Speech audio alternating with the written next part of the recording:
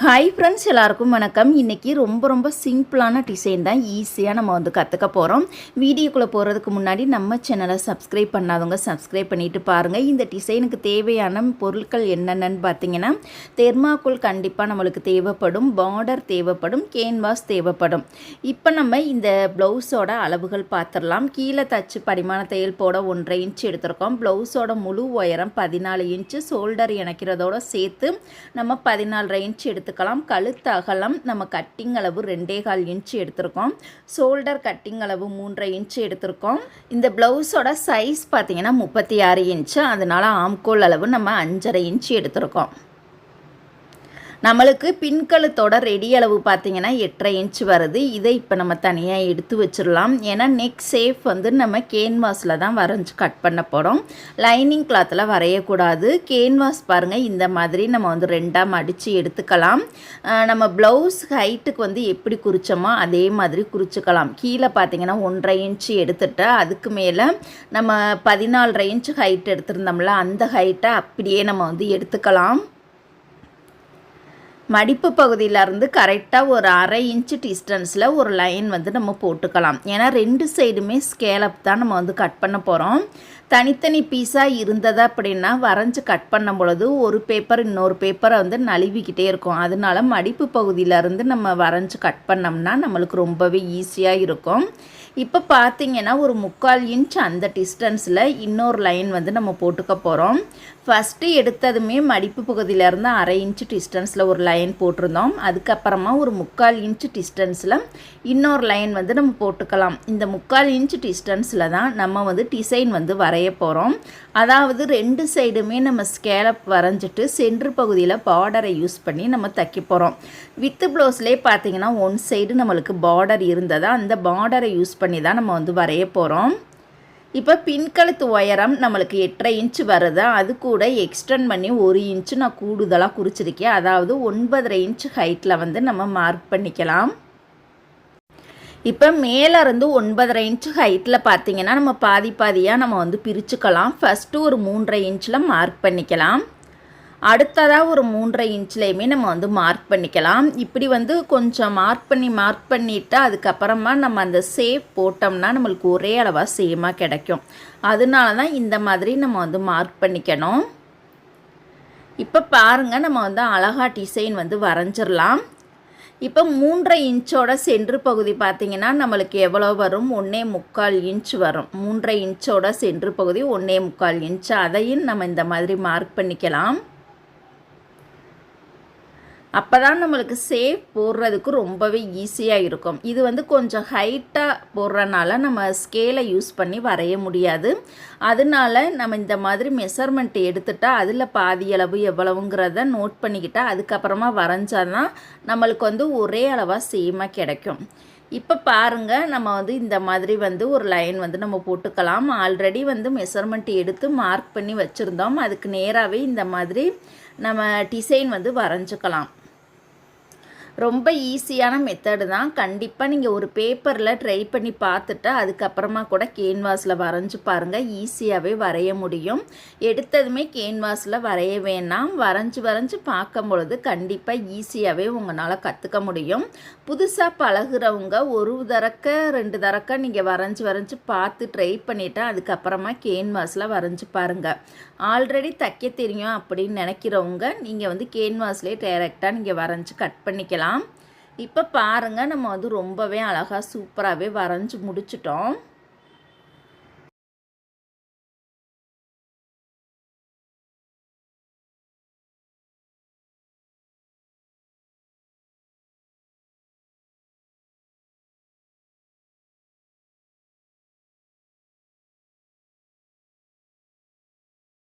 இப்போ அவுட்லைன் பார்த்திங்கன்னா ஒரு 1.5 இன்ச் அந்த டிஸ்டன்ஸில் ஒரு லைன் வந்து நம்ம போட்டுக்கலாம். இதை இப்போ நம்ம வந்து கட் பண்ணி எடுத்துடலாம். எப்போதுமே இந்த ஸ்கேலப் டிசைனுக்கு மட்டும் அப்படியே தனித்தனி பீஸாக நம்ம வரைஞ்சி கட் பண்ணாமல் மடிப்பு பகுதியிலேருந்து நம்ம வரைஞ்சி கட் பண்ணோம் அப்படின்னா நம்மளுக்கு ரொம்பவே சூப்பராக இருக்கும். அதாவது ஸ்லீவுக்காக இருந்தாலும் சரி, இல்லை நெக் பகுதிக்கே இந்த சைடு அந்த சைடு நம்ம தப்போம்ல, அந்த மாதிரி இருந்தாலும் சரி, 2 முறை தைக்கிற மாதிரி இருந்தது அப்படின்னா கண்டிப்பாக இந்த மடிப்பு பகுதியாக மடித்து நம்ம வரைஞ்சி கட் பண்ணும் பொழுது ரொம்ப ஈஸியாக இருக்கும். அளவுகளும் மாறாது. அந்த பேப்பர் கேன்வாஸ் பார்த்திங்கன்னா அந்த பக்கம் இந்த பக்கம் நழுவாமல் சேமாக இருக்கும். அதனால் கண்டிப்பாக இந்த டிப்ஸை வந்து ஃபாலோ பண்ணுங்கள். இப்போ நம்ம வந்து அழகாக நீட்டாக கட் பண்ணி முடிச்சிட்டோம். இப்போ லைனிங் கிளாத்தை மட்டும் எடுத்து இதை வந்து ஃபுல்லாகவே விரிச்சிட்டு இப்போ பாருங்கள் நான் வந்து வச்சு காமிக்கிறேன்.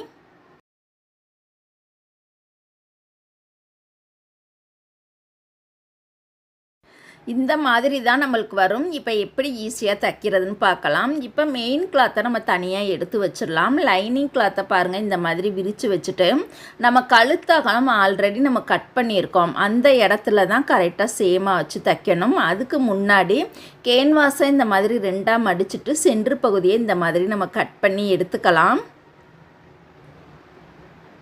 இப்போ கட் பண்ணி முடித்ததுக்கப்புறமா பார்த்தீங்கன்னா ஆல்ரெடி நம்ம வந்து கழுத்து அகலம் வந்து மார்க் பண்ணியிருக்கோம் இல்லையா, அந்த இடத்துல கரெக்டாக நேராக கேன்வாஸை வைக்கணும். கேன்வாஸை வந்து ஒட்டுன மாதிரி வைக்காமல் கழுத்து அகலம் எந்த இடத்துல வருதோ அதுக்கு நேராக கேன்வாஸை வச்சுட்டு அந்த உள்ளே இருக்கக்கூடிய அந்த லைனை வந்து நம்ம தச்சிடலாம். இது வந்து தேவையில்லை, அவுட்லைன் மட்டும் நம்மளுக்கு தைச்சாலே போதுமானது.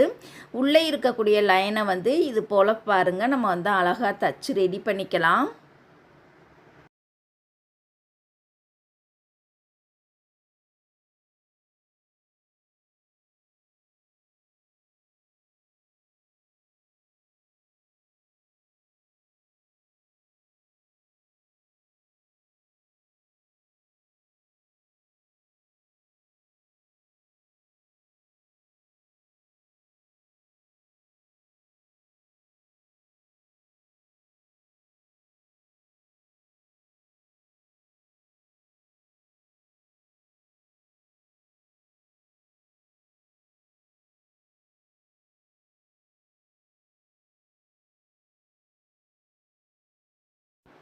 இப்போ 2 சைடுமே அழகாக நம்ம கேன்வாஸ் மேலே தையல் போட்டுட்டோம். இப்போ மெயின் கிளாத்தை வச்சு தான் தைக்க போகிறோம். மெயின் கிளாத்லையுமே இந்த மாதிரி சென்ட்ரு பகுதியை நம்ம கட் பண்ணி எடுத்துக்கலாம்.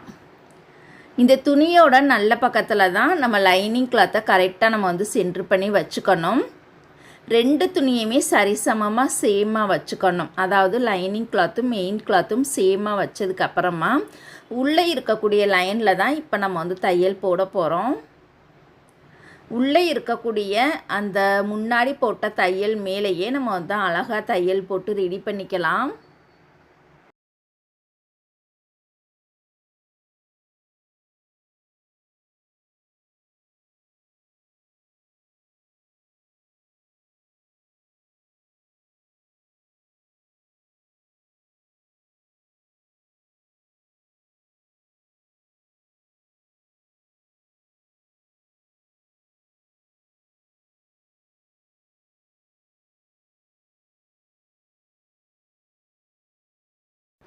இப்போ அழகாக சூப்பராகவே நம்ம தச்சு முடிச்சிட்டோம். கேன்வாஸ்லேருந்து கரெக்டாக ஒரு 1/4 இன்ச் டிஸ்டன்ஸில் மீதி இருக்கக்கூடிய பகுதியை நம்ம வந்து கட் பண்ணி எடுத்துடலாம்.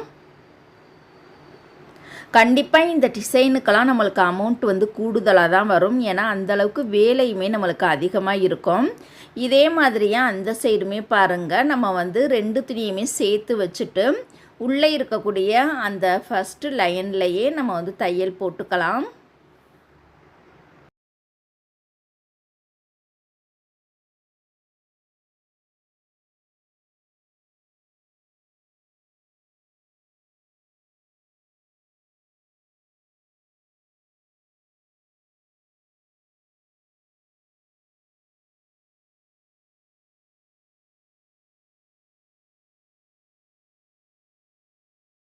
இதுக்குமே பாருங்கள் கரெக்டாக கேன்வாஸ்லேருந்து ஒரு 1/4 இன்ச் டிஸ்டன்ஸில் மீதி இருக்கக்கூடிய கிளாத்தை நம்ம வந்து கட் பண்ணி எடுத்துக்கலாம்.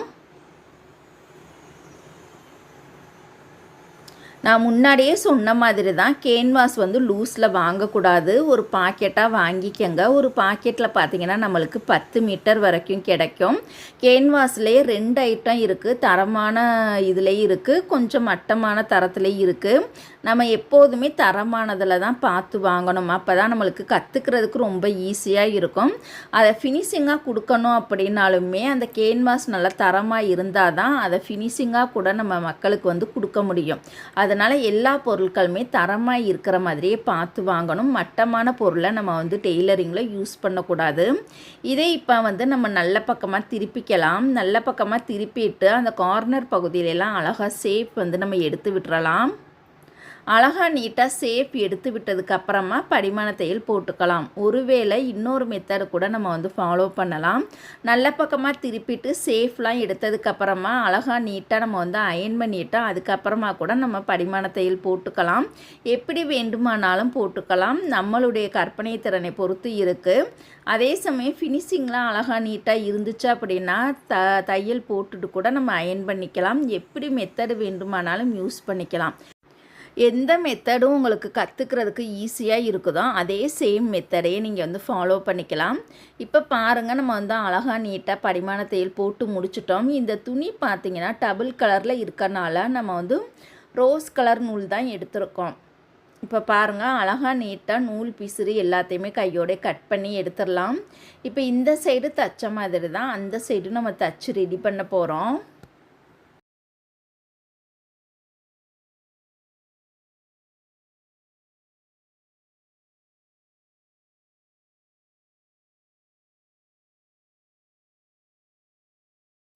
ரெண்டு சைடுமே தைச்சதுக்கப்புறமா அவுட்லைன் ஃபுல்லாகவே ஒரு நூல் கேப்பில் இந்த மாதிரி தையல் போட்டு ரெடி பண்ணி வச்சுக்கலாம்.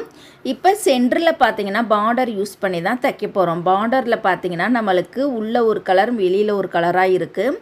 அந்த ரோஸ் கலராக இருக்கிறது தான் நம்மளுக்கு நல்ல பக்கம், உள்ள கோல்டு கலராக இருக்கிறது தான் நம்மளுக்கு வந்து கெட்ட பக்கம். அதனால் துணியை வந்து கரெக்டாக பார்த்து நம்ம தைக்கணும்.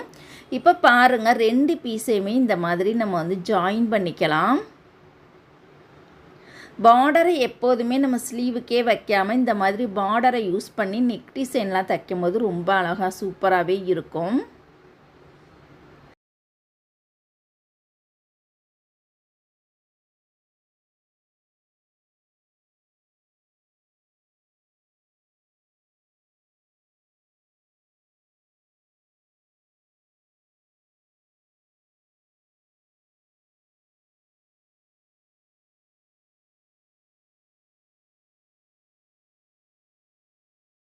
இப்போ நம்ம வந்து 2 பீஸையுமே இணைச்சிட்டு சைடில் இருக்கக்கூடிய பிசுறுலாம் நம்ம வந்து கட் பண்ணி எடுத்துடலாம்.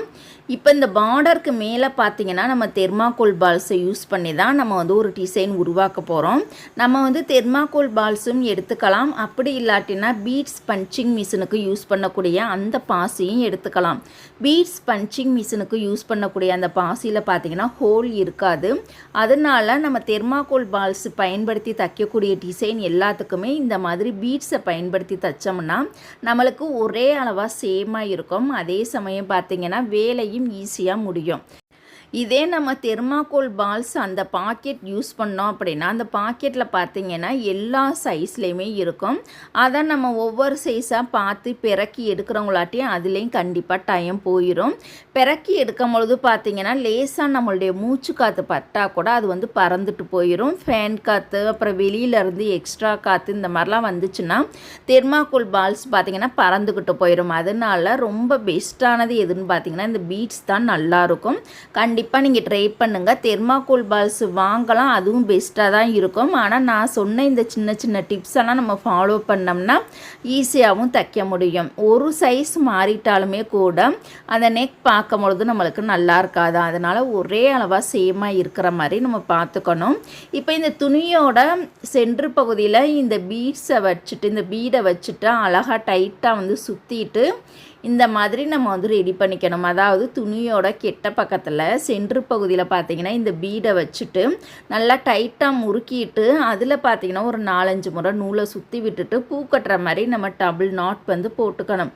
இந்த மாதிரி நம்ம நிறையா பீஸ், அதாவது நெக் பகுதிக்கு எவ்வளோ தைக்க போகிறோமோ அதுக்கேற்ற மாதிரி இந்த மாதிரி நிறையா ரெடி பண்ணி வச்சுக்கலாம். இப்போ இந்த பார்டரோட சென்ட்ரு பகுதியில் பாருங்கள் இந்த மாதிரி அடையாளப்படுத்திக்கலாம். நம்மளுக்கு பார்த்தீங்கன்னா கழுத்தகலம் 2.25 நம்மளுக்கு வந்து அந்த இன்ச்சில் தான் நம்ம வந்து வச்சுருந்தோம். கூட அரை இன்ச்சு சேர்த்து நம்ம 5 இன்ச்சு அந்த அகலத்தில் இந்த மாதிரி மெஷர்மெண்ட் எடுத்துக்கலாம். எடுத்து அடையாளப்படுத்துறதுக்காக இந்த மாதிரி மார்க் பண்ணிக்கலாம். அந்த இடத்துல இருந்து, அதாவது 5 இன்ச் அகலத்தில் இருந்து தான் தொடர்ந்து நம்ம தெர்மாக்கோல் பால்ஸை யூஸ் பண்ணி நம்ம வந்து தைக்க போகிறோம். ரொம்ப நெருக்கமாக தைக்காமல் ஒரு 1/4 இன்ச்சு டிஸ்டன்ஸ் விட்டுட்டு வரிசையாக லைனாக நம்ம வந்து தைச்சிக்கலாம்.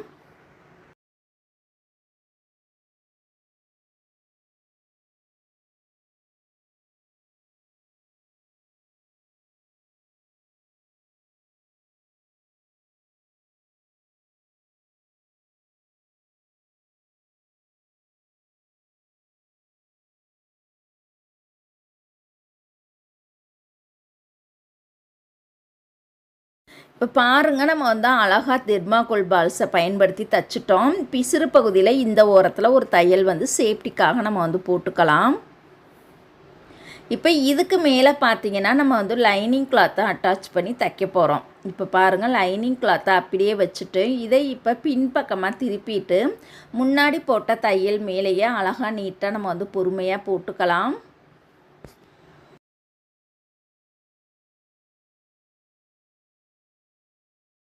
எக்ஸ்ட்ரா நீட்டிக்கிட்டு இருக்கக்கூடிய இந்த பிசுரையுமே நம்ம வந்து கட் பண்ணி எடுத்துகிட்டு இந்த துணியை இப்போ வந்து நல்ல பக்கமாக திருப்பி எடுத்துக்கலாம். நல்ல பக்கமாக அழகாக நீட்டாக திருப்பி விட்டதுக்கப்புறமா ஒட்டுலே ஓரத்துலேயே நம்ம வந்து அழகாக நீட்டாக படிமான தையல் போட்டுக்கலாம்.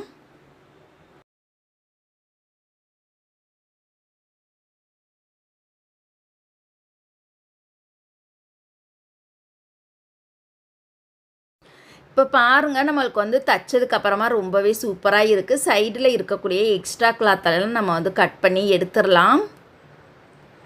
இப்போ 3 சைடுமே சேர்த்து நம்ம சேஃப்டிக்காக ஒரு தையல் போட்டுக்கலாம். இப்போ பார்த்தீங்கன்னா இந்த ப்ளவுஸோட சென்ட்ரு பகுதியில் தான் நம்ம வச்சு தைக்க போகிறோம். ஷோல்டருக்கு ஒரு அரை இன்ச்சு விட்டுட்டு பின்கழுத்து உயரம் நம்மளுக்கு எவ்வளோ வருதோ அந்த அளவை அப்படியே நம்ம வந்து மார்க் பண்ணிக்கலாம். 2 சைடுமே கரெக்ட் அளவில் நம்ம வந்து மார்க் பண்ணிக்கணும். இந்த மாதிரி பாருங்கள் கரெக்டாக, ஏன்னா நம்மளுக்கு துணியோட அந்த தெர்மாக்கோல் பால்ஸ் வச்சுருக்கோம் இல்லையா, அந்த பார்டர் கிளாத் தான், அதுலேயுமே நம்ம அகலம் வந்து 5 இன்ச்சில் குறிச்சிருந்தோம். 2 சைடுமே கரெக்டான அகலத்தை வச்சுட்டு கரெக்டாக நம்ம வந்து அளவு வந்து குறிக்கணும். ஏன்னா மேலேயுமே கழுத்து அகலம் வந்து அகன்றக்கூடாது, கீழேயும் அகலமாக போயிடக்கூடாது. கீழே அகலமாக போயிடுச்சு அப்படின்னா மேலேயுமே கண்டிப்பாக கழுத்து அகலம்ங்கிறது இன்னும் அகலமாகவே போயிடும்.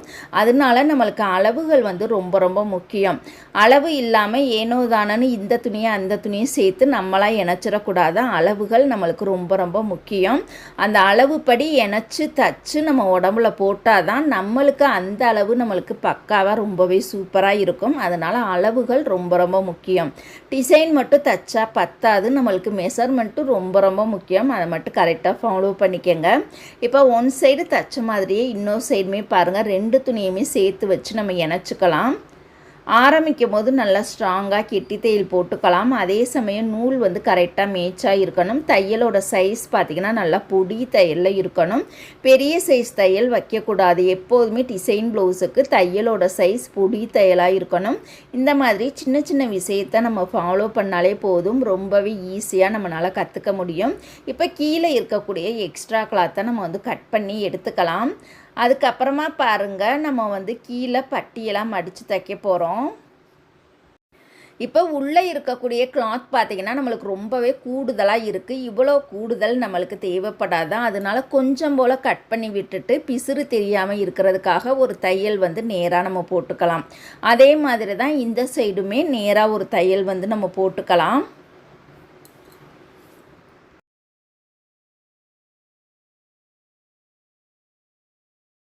இந்த நெக்குக்கு நம்ம வந்து ரோப் கூட கொடுத்து தைச்சிக்கலாம், ரோப் கொடுக்காமலும் தைச்சிக்கலாம். அழகாக நீட்டாக நம்ம வந்து அயன் பண்ணி எடுத்ததுக்கப்புறமா ரொம்பவே சூப்பராக இருக்குது. கண்டிப்பாக இந்த டிசைன் உங்களுக்கு பிடிச்சிருந்தது அப்படின்னா மறக்காமல் லைக் பண்ணுங்கள்.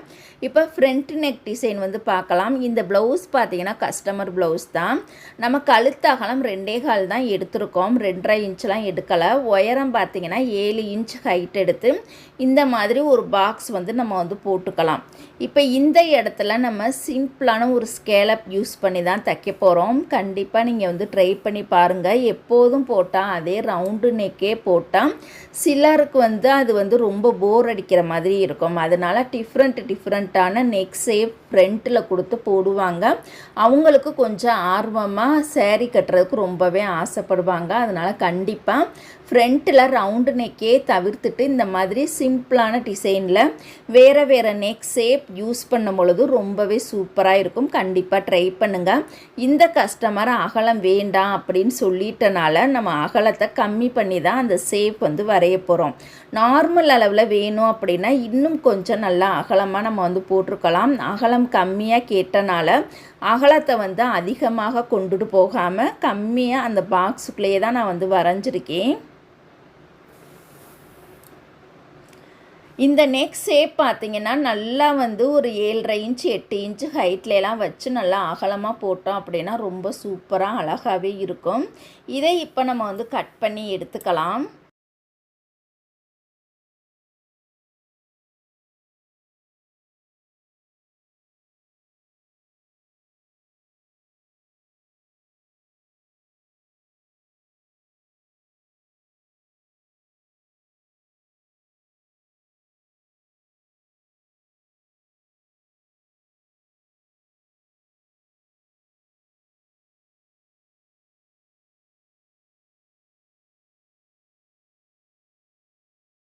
இப்போ நம்ம வந்து அழகாக நீட்டாக கட் பண்ணி முடிச்சிட்டோம். 2 துணியையுமே கரெக்டாக சென்ட்ரு பண்ணி வச்சுட்டு கரெக்டாக பாருங்கள், கேன்வாஸையுமே கரெக்டாக வச்சுக்கணும். ரொம்ப உயரமாகவும் போயிடாமல் அகலமாகவும் வந்துடாமல் கரெக்டாக சேமாக வச்சுட்டு அவுட்லைன் ஒரு நூல் கேப்பில் நம்ம வந்து தையல் போட்டு ரெடி பண்ணிக்கலாம். அந்த சைடுமே பாருங்கள், அதே மெத்தட்லேயே நம்ம வந்து ஃபாலோ பண்ணிக்கலாம்.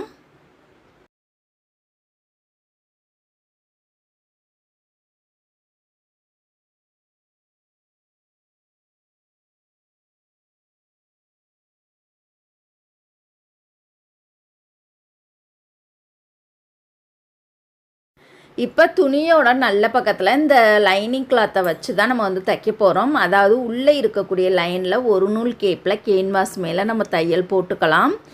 இந்த ஃப்ரண்ட் நெக் ஷேப்புக்கு ப்ரைஸ் எவ்வளோ வாங்கலான்னு பார்த்தீங்கன்னா கண்டிப்பாக 100 ரூபாய் வாங்கணும். நார்மல் அளவில் வாங்கணும் அப்படின்னா 100 ரூபாய் வாங்கிக்கலாம். இல்லை எங்கள் ஏரியா சைடெல்லாம் அதிகமாக தான் வாங்குவாங்க அப்படின்னா கண்டிப்பாக இந்த டிசைனுக்கு 100 முதல் 150 ரூபாய் வரைக்கும் வாங்கிக்கலாம். அதாவது ஃப்ரண்ட் நெக்குக்கு மட்டும். இதே டிசைனே பேக் சைடு யூஸ் பண்ணணும் அப்படின்னா கண்டிப்பாக 150 முதல் 200 ரூபாய் வாங்கிக்கலாம். இப்போ நம்ம தச்சுக்கிட்டு இருக்கக்கூடிய இந்த சிம்பிளான ஸ்கேலப் டிசைன் ஃப்ரண்ட் நெக்குக்கு தைக்கணும் அப்படின்னா கண்டிப்பாக 100 முதல் 150 ரூபாய் வரைக்கும் தாராளமாக நம்ம வந்து சார்ஜ் பண்ணிக்கலாம். ஓகேங்களா? ஏன்னா இதுக்கு நம்ம கேன்வாஸ் எடுக்கணும், அளவுகள் பக்காவாக குறிக்கணும், தைக்கும் பொழுது நல்லா நீட்டாக ஃபினிஷிங்காக தைக்கணும். இது 3 விஷயத்தையுமே நம்ம கண்டிப்பாக ஃபாலோ பண்ணணும். இப்போ பாருங்கள், நம்ம வந்து அழகாக நீட்டாகவே தச்சு முடிச்சிட்டோம். தையலில் படாமல் இது போல் குட்டி குட்டியாக கட் பண்ணிவிட்டு நல்ல பக்கமாக அழகாக நீட்டாக திருப்பிக்கலாம். நல்ல பக்கமாக திருப்பிட்டு அந்த கார்னர் பகுதியிலலாம் சுருக்கம் வராத அளவுக்கு அழகாக ஷேப் வந்து நம்ம எடுத்து விட்டுறலாம். இப்போ இதில் பாருங்கள், நல்ல பக்கம் ஒட்டுலே ஓரத்துலேயே அழகாக நம்ம வந்து படிமான தையல் போட்டு ரெடி பண்ணிக்கலாம்.